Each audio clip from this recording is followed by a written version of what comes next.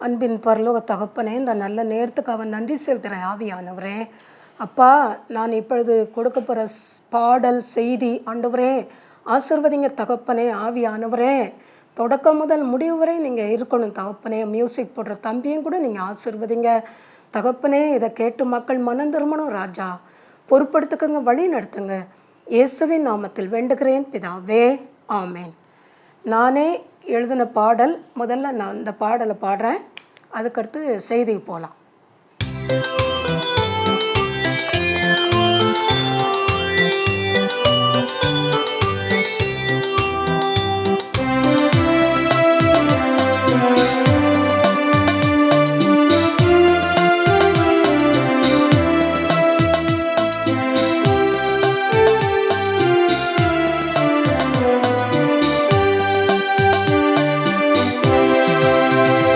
மனம் திரும்பு மகனே நீ, மனம் திரும்பு மகளே நீ, கர்த்தர் இயேசு கல்வாரி சிலுவையிலே மரித்தாரே பாவி உனக்காய். கர்த்தர் இயேசு கல்வாரி சிலுவையிலே மரித்தாரே பாவி உனக்காய். மனம் திரும்பு மகனே நீ, மனம் திரும்பு மகளே நீ, கர்த்தர் இயேசு கல்வாரி சிலுவையிலே மரித்தாரே பாவி உனக்காய்.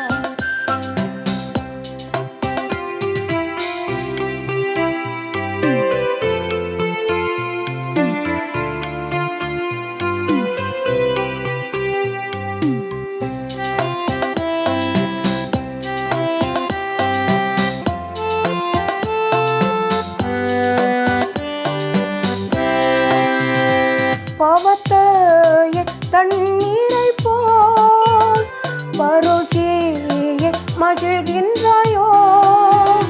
பாவத்தையே தண்ணீரை போல் பருகியே மகிழ்கின்றாயோ.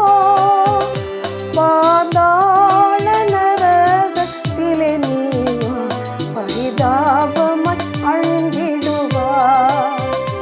பாதாள நரகத்திலே நீயும் பரிதாபமாய் அழிந்திடுவாய்.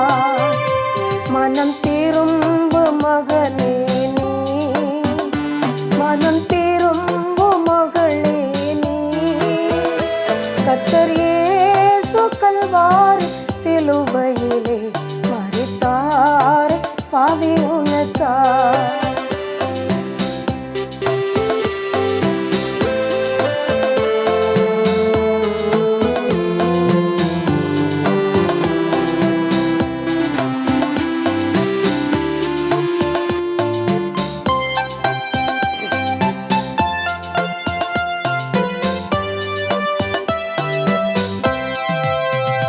பாவியே நீ மனம் திரும்பு, பரலோக ராஜ்யம் சமீபமாமே.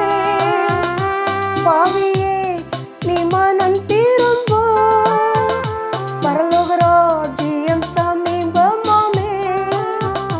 பாவத்தோடு நீ விளையாடாதே, நியாயத்தீர்ப்பின் நாள் சமீபம். பாவத்தோடு நீ விளையாடாதே, நியாயத்தீர்ப்பின் நாள் சமீபம். மனம் திரும்பு மகனே நீ, மனம் திரும்பு மகளே நீ, கர்த்தர் இயேசு கல்வாரி சிலுவையிலே மரித்தாரே பாவி உனக்காய்.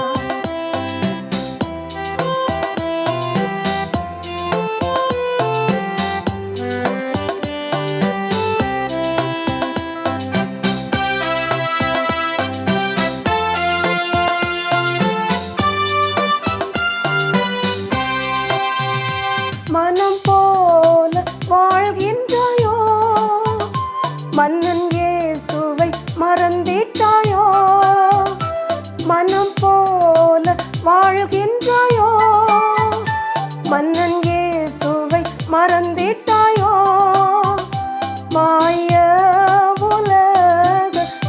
வலையில் நீயும் சிக்குண்டு மரணத்தை நீ ருசிக்கின்றாயோ. மாய உலக வலையிலே சிக்குண்டு மரணத்தை நீ ருசிக்கின்றாயோ. மனம் திரும்பு மகனே நீ, மனம் திரும்பு மகளே நீ. கர்த்தர் இயேசு கல்வாரி சிலுவையிலே மரித்தாரே பாவி உனக்காய்.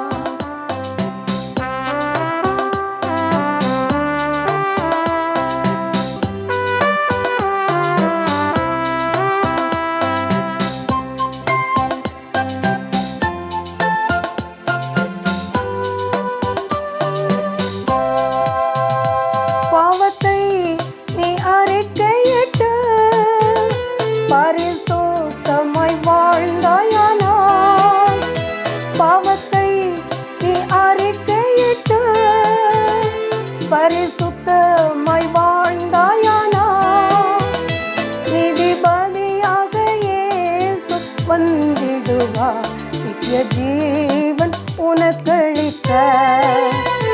நீதிபதியாக இயேசு வந்திடுவார் நித்திய ஜீவன் உனக்களிக்க. மனம் திரும்பு மகனே நீ, மனம் திரும்பு மகளே நீ. கர்த்தர் இயேசு கல்வாரி சிலுவையிலே மரித்தாரே பாவி உனக்காய். மனம் திரும்பு மகனே நீ, மனம் திரும்பு மகளே நீ. கர்த்தர் இயேசு கல்வாரி சிலுவையிலே மரித்தாரே பாவி உனக்காய். கர்த்தர் இயேசு கல்வாரி சிலுவையிலே மரித்தாரே பாவி உனக்காய். ஆண்டவராகிய இயேசு கிறிஸ்துவின் நாமத்தினால உங்க எல்லாருக்கும் என்னுடைய பணிவான வணக்கத்தை நான் தெரிவிச்சுக்கிறேன். ஆண்டவர் இயேசுவுக்கே மகிமையும் கனமும் வல்லமையும் உண்டாகட்டும். இன்னைக்கு நான் உங்களுக்கு கொடுக்க போகிற தலைப்பு என்னென்னா, மனம் திரும்பு. மனம் திரும்பணும். மனம் திரும்புறதுன்னா என்ன? அதாவது நம்ம முதல்ல ஒரு வேளை நம்ம மனம் போல நம்ம வாழ்ந்திருக்கலாம், புரியுதா? நீங்களும் மனம் போல வாழ்ந்திருப்பீங்க, பாவத்தில் விழுந்திருப்பீங்க, என்ன அசுத்தமாக வாழ்ந்துருந்துருப்பீங்க, பின்வாங்கி போயிருப்பீங்க. ஆனால் ஆண்டவர் சொல்கிறாங்க மனம் திரும்பு என்று கர்த்தர் சொல்கிறாங்க. மத்தேயு 3வது அதிகாரம் 1வது 2வது வசனத்தில், அந்நாட்களில் யோவான் ஸ்நானகன் யூதேயாவின் வனாந்தரத்திலே வந்து, மனம் திரும்புங்கள், பரலோக ராஜ்யம் சமீபமாக இருக்கிறது என்று பிரசங்கித்தான். யோவான் சொன்னாங்க, யோவான் ஸ்நானகன் அதாவது உங்களை எல்லாரையும் பார்த்து என்ன சொல்கிறாங்கன்னா, மனம் திரும்புங்க, பரலோக ராஜ்யம் சமீபமாக இருக்கிறது என்று பிரசங்கித்தான். பரலோக ராஜ்யம், தேவனுடைய ராஜ்யம், தேவனுடைய ராஜ்யத்தில் நம்ம பிரவேசிக்கணும்னு சொன்னால் நம்ம மனம் திரும்பணும், பரிசுத்தமாக வாழணும், பாவத்தை விடணும், விடக்கூடிய பாவத்தை விடணும், மனம் போல வாழக்கூடாது. எனக்கு தான் அதாவது வாலிப பிள்ளைங்களை எடுத்துட்டிங்கன்னா அவங்களுக்கெல்லாம் கண்ணு மூக்க தெரியாமல் அலைவாங்க. அந்த வாலிப பருவம் ஒரு பொல்லாத பருவம். அது என்ன சொன்னாலும் கேட்காத அந்த பருவம். கண் போன போக்கு, மனம் போன போக்கில் தான் வாழணும்னு நினைக்கும். எந்த பாவத்தையும் தண்ணீரை போல பருகும். என்ன, முதல்ல சாதாரணமாக ஒரு பாவத்தை செய்யும். சொல்லுவாங்க, நான் விளையாட்டா குடிக்க ஆரம்பித்தேன், நான் விளையாட்டா சீட்டாட ஆரம்பித்தேன், நான் விளையாட்டா ஒரு சின்ன காரியத்தை ஆரம்பித்தேன். ஆனால் இது இப்போ என்னைய பெரிய ஒரு படுகுழியில் தள்ளிட்டுன்னு சொல்லுவாங்க. சிலர் ஒருவேளை விளையாட்டா குடிக்கலாம், விளையாட்டா அவங்க மற்ற காரியங்கள் செய்யலாம், தவறான நண்பர்கள் கூட சேர்ந்து விளையாட்டா தாறுமாறான காரியங்கள் செய்யலாம். ஆனால் ஆண்டவர் என்ன சொல்றாங்க? மனம் திரும்பு. நம்ம விளையாட்டா செய்யக்கூடிய பாவங்கள் கடைசியில் நமக்கு வினையாக முடியும் பிரியமானவர்களே. என்ன விளையாட்டா நம்ம ஆரம்பிச்சிருப்போம், அது கடைசியில அந்த பாவம் வந்து உங்களை விடாது. நீங்களே அந்த பாவத்தை விட்டு எழுந்திருக்கணும்னு நினைச்சாலும் அந்த பாவம் உங்களை விடாது. புரியுதா?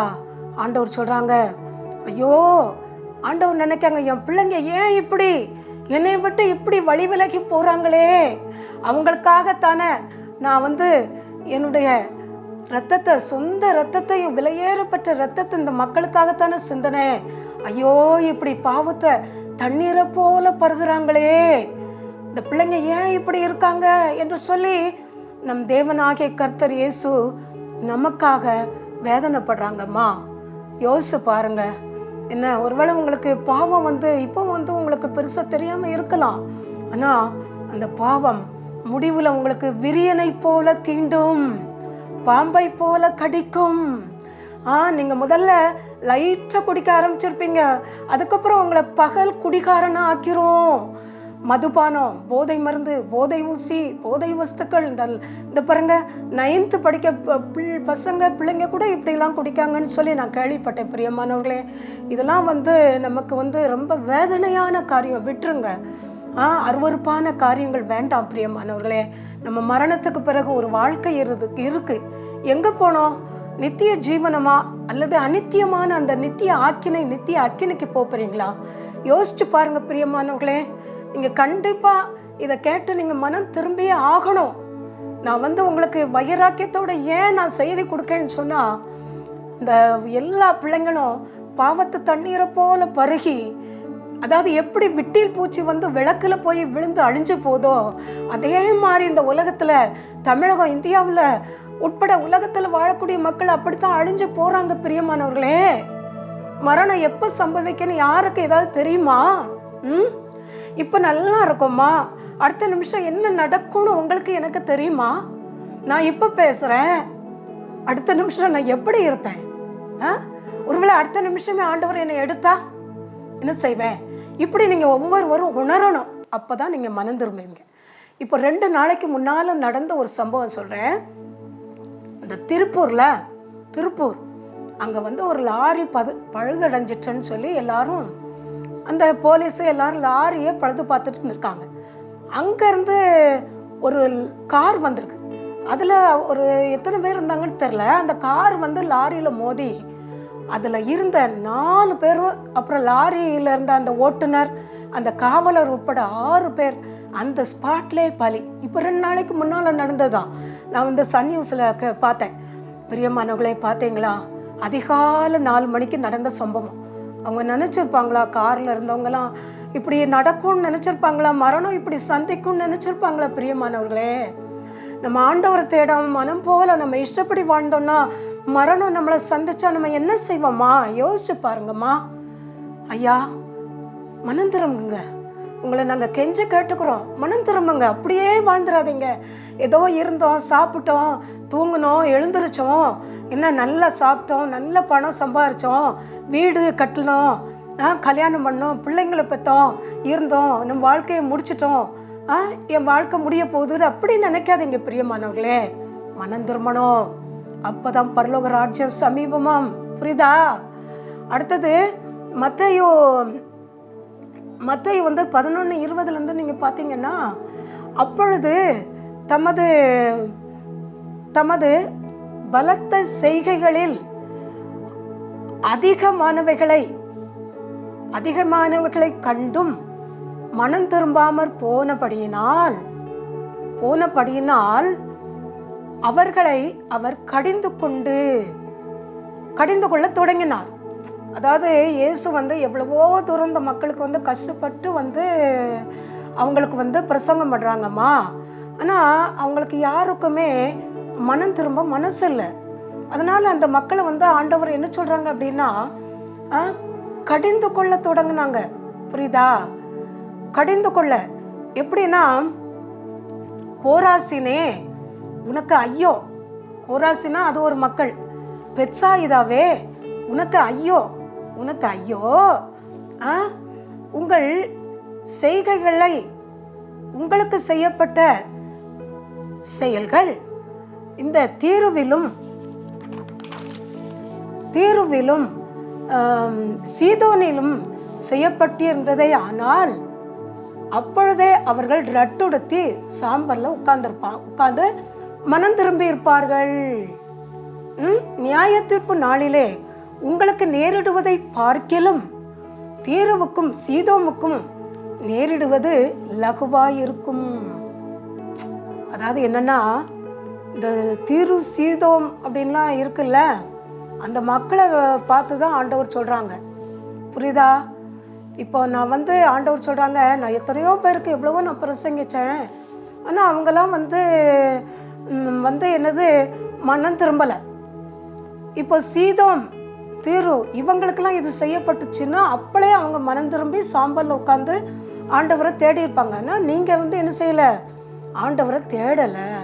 அதனால கோராசினே உங்களுக்கு ஐயோ, கோராசின் அப்படின்னு ஒரு இடம், கோராசினே உனக்கு ஐயோ. பெத்சாயிதா அவங்கெல்லாம் ஆண்டவர் இயேசு எவ்வளோ தூரம் கஷ்டப்பட்டு சொன்னா கூட அவங்க என்ன செய்தாங்க, அதை ஏற்றுக்கிடலை. சும்மா என்னத்தையோ சொல்லிட்டு போகிறாங்கன்னு சொன்னாங்க. அதனால தான் ஏசப்பாவுக்கு கோவம் வந்துட்டு. பிரியமானவங்களே, இப்போ பாருங்க, இந்த உலகத்தில் எவ்வளவோ மக்கள் உங்களுக்கு சொல்லத்தானே செய்கிறாங்க, மனம் திரும்புங்க, பரலோக ராஜ்யம் சமீபமாக இருக்குது அப்படிலாம் பேசுகிறாங்கல்ல, உங்கள் பாவத்தெல்லாம் விட்டு மனம் திரும்புங்க, தேவனுடைய ராஜ்யத்தை சொந்தரிக்கணும்னு சொல்கிறாங்கல்ல. ஆனால் எத்தனை பேர் அதை கடைப்பிடிக்கங்க? அதெல்லாம் கேட்காம இருக்கும்போது இந்த பிரசங்கிக்கிறவங்களுக்கு கொஞ்சம் மனசு சங்கடமாக இருக்கும். ஏன்னா ஐயோ, நம்ம இப்படி சொல்லி இந்த மக்கள் கேட்காம அழிவு நோக்கி போகிறாங்களே, எவ்வளோ ஒரு பரிதாபத்தை நோக்கி போகிறாங்களே என்று சொல்லி இந்த மக்கள்லாம் வேதனைப்படுவாங்க அம்மா. அதனால் ஐயா சொல்கிறத கேளுங்க. என்ன இது சும்மா ஏதோ நாங்கள் விளையாட்டு பொழுதுபோக்குக்கு நாங்கள் சொல்லிட்டு போகலம்மா. என்ன நமக்கு வேலை இல்லாமல் சொல்லிட்டு போகலை. புரியுதா? ஆண்டவரை நீங்கள் ஏற்றுக்கணும், அவருடைய ராஜ்யத்துக்குள்ளே நீங்கள் பிரவேசிக்கணும். அதுக்காக தான் சொல்கிறோம். புரியுதா? அதுக்கடுத்து மத்தேயு 4வது அதிகாரம் 17வது வசனத்துல, அது முதல் இயேசு மனம் திரும்புங்கள், பரலோக ராஜ்யம் சமீபித்திருக்கிறது என்று பிரசங்கிக்க தொடங்கினார். இயேசு சொல்றாங்க, அவங்களும் சொல்றாங்க, மனம் திரும்புங்க, பரலோக ராஜ்யம் சமீபமா இருக்கு.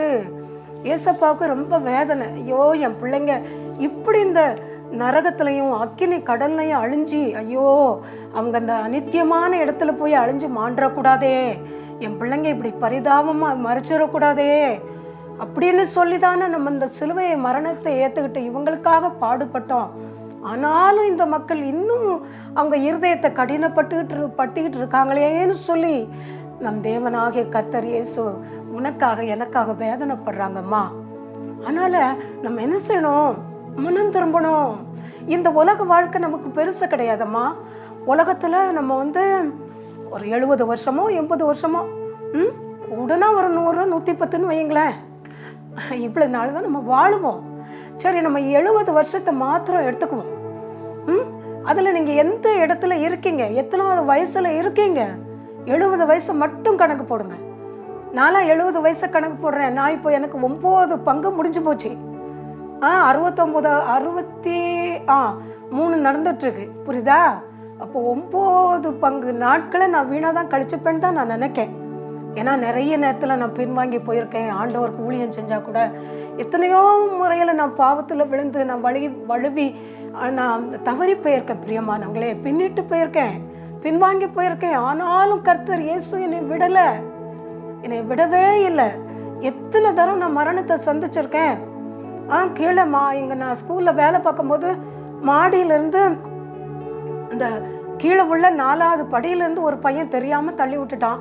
ஒரு வாலிப பையன் விழுந்தேன். ஆனால் அதை மோங்குப்புறம் விழுந்திருந்தா அப்போவே அடிபட்டு மறிச்சிருப்பேன். ஆனால் இந்த சைடு விழுந்து வீங்கி தான் இருந்தது. ட்ரீட்மெண்ட் கொடுத்தாங்க. ஆண்டவர் எனக்கு உயிரை கொடுத்தாங்க. எத்தனையோ தர ஆண்டவர் என்னை விடலம்மா. ஆண்டவருக்காக ஒருவேளை என்னை தெரிஞ்சிருக்காங்களோ என்னமோ தெரில. அதான் நான் நினைக்க ஆண்டவரே, ஒருவேளை நான் 7 வருஷம் தான் எனக்கு இருக்கு உங்கள் வேத வசனத்தை பொறுத்தவரை. இந்த 7 வருஷமாவது நான் உங்களுக்காக பரிசுத்தமாக வாழணுமே ஆண்டவரேன்னு சொல்லி நான் என்னை அர்ப்பணிக்கணும்னு நினைக்க. பிரியமானவங்களே, நீங்கள் ஒருவேளை உங்கள் கடைசி ஸ்டேஜுக்கு வந்துட்டீங்களா? 69வது வயசுல இருக்கீங்களா? இன்னும் நீங்க பாவத்தை செய்யாதீங்க. பிரியமானவர்களே, மனம் திரும்புங்கம்மா, மனம் திரும்புங்க ஐயா, விட்டுருங்க. இனிமையாவது அந்த ஒருவேளை உங்களுக்கு 1 வருஷம் தான் இருக்கா உங்க மரணத்துக்கு. மனம் திரும்புங்க பிரியமானவர்களே. நமக்கு இந்த உலகம் பெருசு கிடையாது.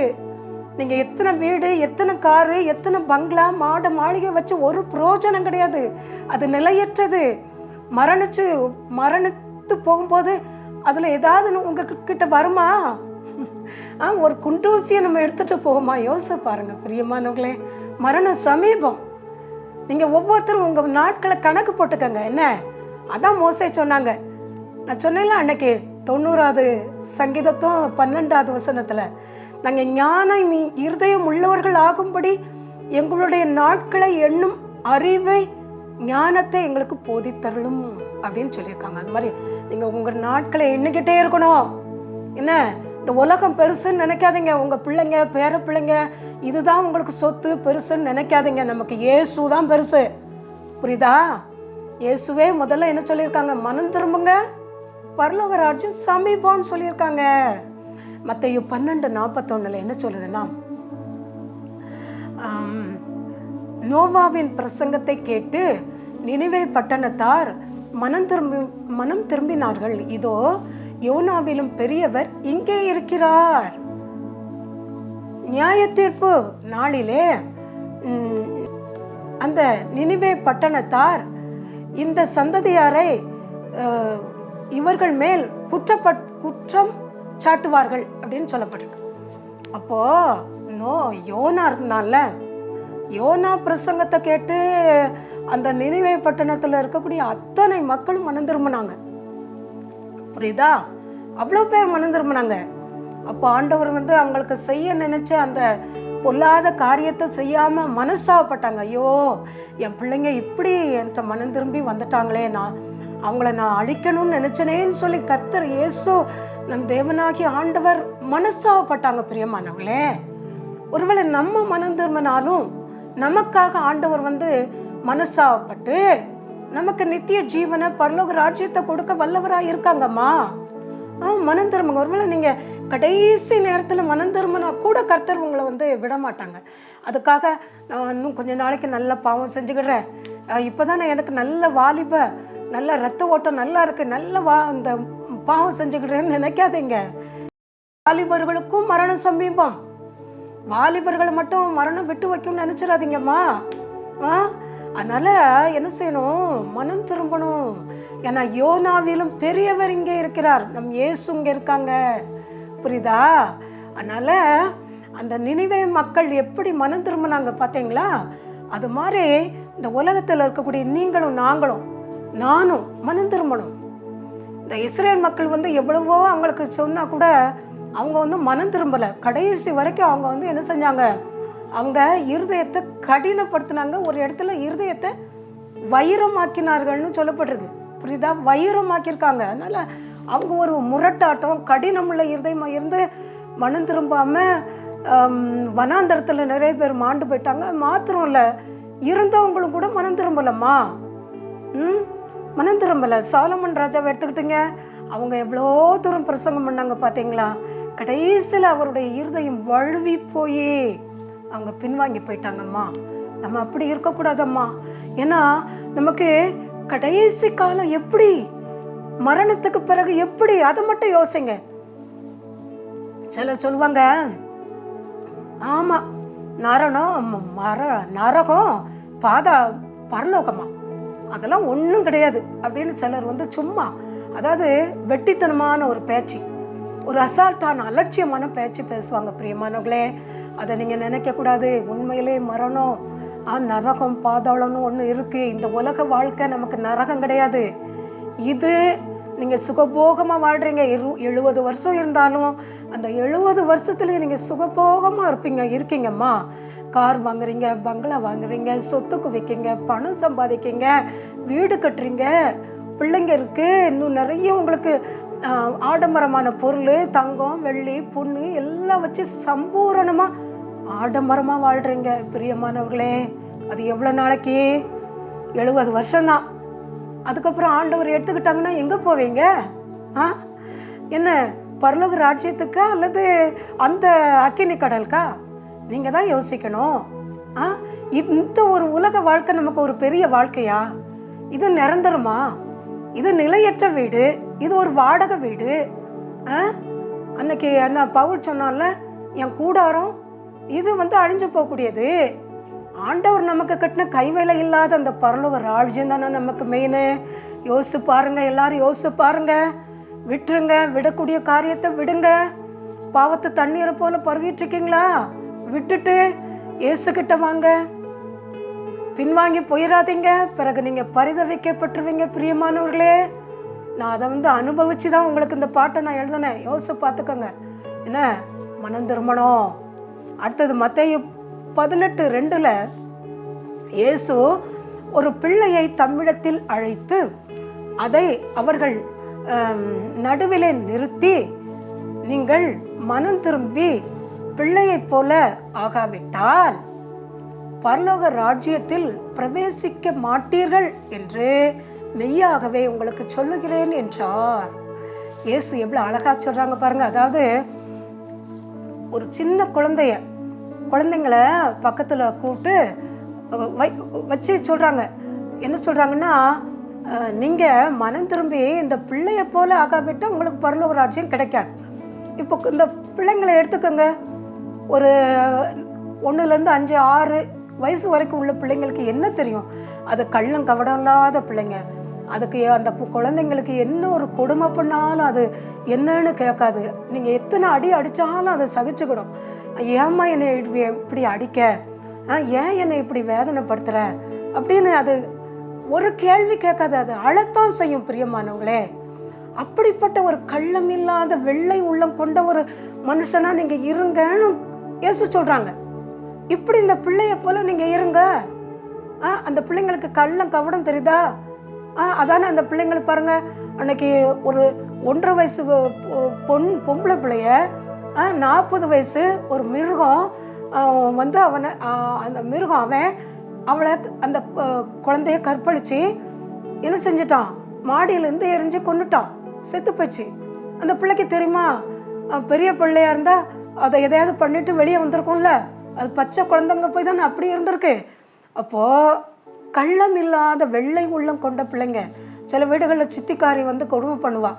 இந்த கத்தரிக்கோலை வச்சு வெட்டுவாங்க, அவங்கள சூடு வைப்பாங்க. அப்புறம் சின்ன குழந்தைக்கு அந்த சாப்பாடு ஒழுங்காக கொடுக்க மாட்டாங்க. அப்படிலாம் கொடுமை பண்ணுவாங்க. ஆனாலும் அந்த குழந்தை என்னன்னு கேட்குமா? சில பிள்ளைங்க எங்கேயாவது ஓடி போயிடும் கொடுமை தாங்காமல். ஆனால் பச்சை குழந்தைங்க கேட்குமா? பிரியமானவங்களே, 5 வயசு அப்படிப்பட்ட பிள்ளைங்கள்லாம் கேட்குமா? கேட்காது. அதனால என்ன செய்யணும்னா, பிள்ளைய போல நீங்க கள்ளம் இல்லாத உள்ளவங்களா இருந்து மனம் திரும்பினீங்கன்னா உங்களுக்கு பரலோக ராஜ்யம் கிடைக்கும்னு ஆண்டவர் சொல்றாங்க. அதனால நம்ம என்ன செய்யணும்? இந்த பிள்ளைங்களை போல, இந்த பச்சை பிள்ளைங்க இருக்குல்ல, அது மாதிரி நம்ம கள்ளம் இல்லாத வெள்ளை உள்ளம் கொண்டு நம்ம இருக்கும்போது, மனம் திரும்பி பாவத்துல விழாம பரிசுத்தமா நம்ம வாழும் போது தேவன் நமக்கு நித்திய ராஜ்யத்தை, தேவனுடைய ராஜ்யத்தை தருவாங்க. அம்மா, அடுத்தது கடைசியா ஒரு வசனம், யோனா 3:4. யோனா நகரத்தில் பிரவேசித்து 1 நாள் பிரயாணம் பண்ணி இன்னும் 40 நாள் உண்டு. அப்பொழுது நினிவே பட்டணம் கவிழ்க்கப்பட்டு போம் என்று கூறினார்கள். அப்பொழுது நினிவே பட்டணத்திலுள்ள ஜனங்கள் தேவனை விசுவாசித்து உபவாசம் செய்யும்படி கூடினார்கள். அதே இதில் அதாவது அவர் தேவன் அதாவது அவங்க தேவனை நோக்கி நீங்க உரத்த சத்தமாய் கூப்பிட்டு அவரவர் தங்கள் பொல்லாத வழிகளை விட்டு திரும்பினால், திரும்புங்க என்ன, அப்போ திரும்ப கடவீர்கள். யாருக்கு தெரியும்? நாம் அழிந்து போகாமல் இருக்கும்படி ஒருவேளை தேவன் மனஸ்தாபப்பட்டு தன்னுடைய நமக்கு உனக்கு செய்ய வேண்டிய காரியத்தை செய்யாமல் திரும்பினாலும் திரும்புவார் அப்படின்னு சொல்றாங்க. இதுல என்ன சொல்றாங்கன்னா, இந்த அவர்கள் அதுக்கப்புறம் யோனா என்ன செஞ்சாங்கன்னா, நினிவே பட்டணம் கவிழ்க்கப்பட்டு போகும். நீங்கள் 40 நாளைக்குள்ளே அப்படின்னு சொன்னோன்னே எல்லாரும் மனம் திரும்புகிறாங்க. அதாவது ரெட்டு உடுத்தி சாம்பலில் உட்காடுறாங்க.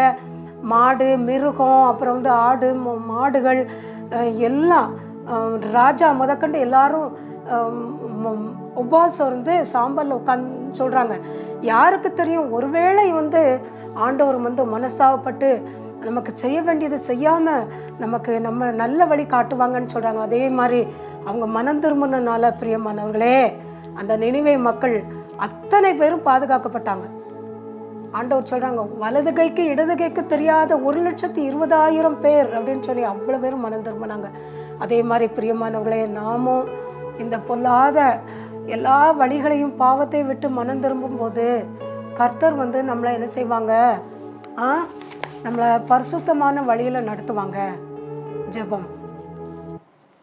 இரக்கம் நிறைந்த அன்பின் பரலோக தகப்பனே, இந்த நல்ல நேரத்துக்காக நன்றி செலுத்துகிறேன். ஆவியானவரே, இப்பொழுது நான் பாடின பாடல், கொடுத்த செய்திகள் இந்த பிள்ளைகளுக்கு பிரயோஜனமாக இருக்கணும்.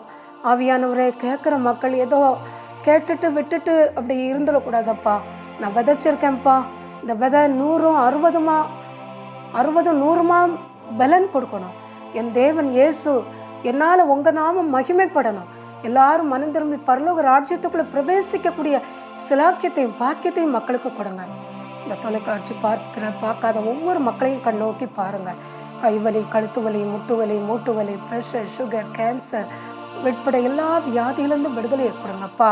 ஆண்டவரே, blood cancer, breast cancer, brain cancer, liver cancer எல்லாவற்றிலும் இந்த விடுதலையை கொடுங்க. இதய நோயால் பாதிக்கப்பட்ட மக்களுக்கு அதுலேருந்து விடுதலையை கொடுங்க. தகப்பனே, வாலிப பெண்கள், ஆண்கள், சின்னவங்க, பெரியவங்க எல்லாரும் பாவத்தை தண்ணீரை போல பருகிறாங்கப்பா. பாவத்தோட விளையாடுறாங்கப்பா. அவங்க செய்கிறது என்னன்னு தெரியாமல் செய்கிறாங்க. இந்த பாவத்திலேருந்து இந்த மக்களுக்கு நீங்கள் விடுதலையை கொடுக்கணும் தகப்பனே. ஒருவராவது கெட்டு போதுமுடைய சித்தம் இல்லை தகப்பனே. ஒவ்வொருவரையும் நீங்கள் பொறுப்படுத்துக்கங்க. எல்லாரையும் உங்கள் இரத்தத்தால் மூடி மறைச்சி பாதுகாத்துக்கொள்ளுங்க. படித்து வேலை இல்லாத மக்களுக்கு வேலையை கொடுங்கப்பா. திருமணம் நடக்காதவங்களுக்கு திருமண காரியங்களை நடத்தி கொடுங்க. குழந்தை இல்லாதவங்களுக்கு குழந்தையை கொடுங்க. பிரசவத்துக்காக காத்திருக்கக்கூடிய மக்களுக்கு நார்மலான பிரசவத்தை கட்டளையிடுங்க.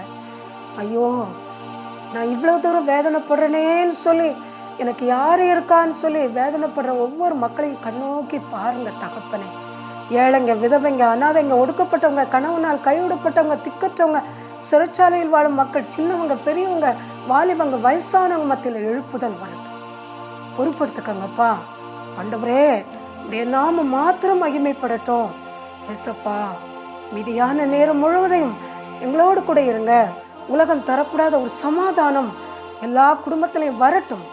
பொறுப்படுத்துக்கங்க, வழி நடத்துங்க. இயேசுவின் மூலம் ஜெபம் கேளும் பரலோக தகப்பனே, ஆமேன். ஆண்டவருக்கே கனமும் வல்லமையும் உண்டாகட்டும். ஆண்டவர் உங்களை எல்லாரையும் ஆசீர்வதிப்பாராக. நான் ஃபோன் நம்பர் சொல்கிறேன், 9487549354. ஏதாவது ஜெப அவசியம்னா நீங்கள் ஃபோன் பண்ணலாம்.